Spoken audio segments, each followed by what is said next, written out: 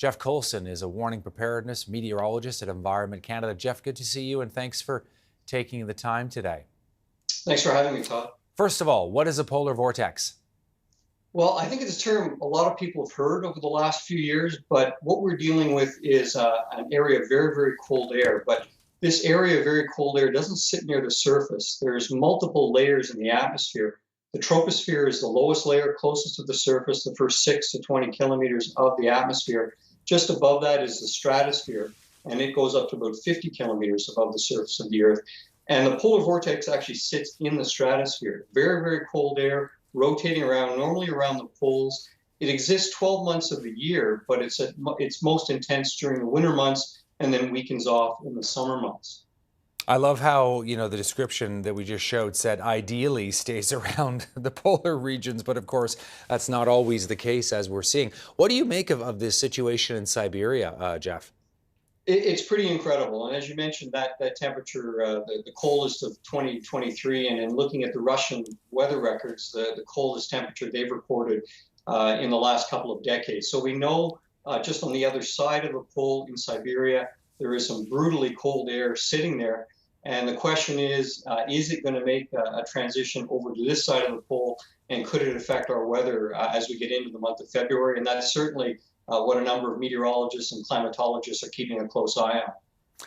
What is the situation in terms of its trajectory toward our country? I was outlining some of the areas that could be affected, Jeff, but you're much closer to all of this. What are you seeing? What are you hearing? Well, what's interesting is in the last 10 days in Canada, pretty much across the board, it's been not as cold as normal. So especially in eastern Canada for much of the winter, much milder than normal. What we're seeing is next week a bit of a change in that pattern. We're starting to see some Arctic air coming down that's going to affect the far north of Canada. Saskatchewan, Manitoba, Ontario, Quebec are going to get back into seasonal temperatures for January, maybe even somewhat colder than seasonal. But the big question is, if that polar vortex does move over a little more onto our side, will it weaken somewhat, which is going to allow some interaction between that layer in the stratosphere and the troposphere where we get our weather? And if that does happen, as you mentioned, some of the long-range models are indicating much colder than normal conditions expected for Western Canada from the west coast right through to Manitoba and for much of the far north as well. What would your advice be, Jeff, to people watching? Well, certainly this is a pattern that we'll be able to recognize some days in advance. And so keeping track of your local forecast, many forecasts going out 7 to 10 days into the future, we'd start to see in that latter stage of that 7-day period indications of the first of those very cold temperatures starting to get into some of the forecast areas in BC or Alberta or the far north.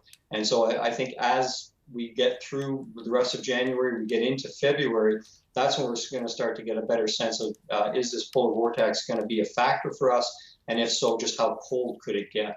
Jeff, I appreciate you taking the time for CTV News to get the word out there about this polar vortex could be heading our way. Thank you. Thanks for having me.